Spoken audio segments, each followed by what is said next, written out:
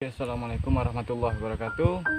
Sobat info Desa Aceh semua, pada hari ini kita akan merekam keadaan kondisi jalan 6 desa atas, yaitu Desa Alukaul, Alutui, Alupunti, Damar Siput, dan Belang Tualang, dan Bukit Selemak. Jadi ini adalah kondisi terkini daripada keadaan jalan 6 desa ini. Jadi saat ini sudah sekitar 2 minggu tidak lagi turun hujan, namun keadaan belum bisa dilalui oleh kendaraan roda 4, dikarenakan dalamnya lubang bekas di musim penghujan kemarin.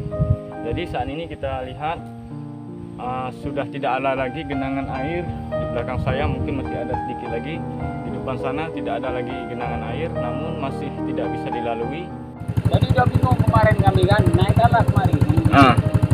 Itu kalau memang itu nggak bisa, itu mau potong itu sana. Yang dibilang jalan potong itu mana, Pak? Inilah maksudnya mau dipotong itu. Ini dia dari sini terus ke sana itu nanti. Oh. Kan itu.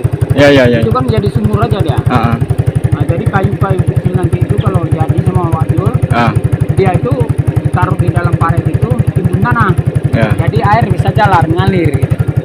Jadi kalau itu aja nggak mungkin bisa karena udah macam sumur. Iya. Nah, kayak gini dah. Coba berapa bulan? Hampir 1 tahun. Hampir 1 tahun. Hampir 1 tahun.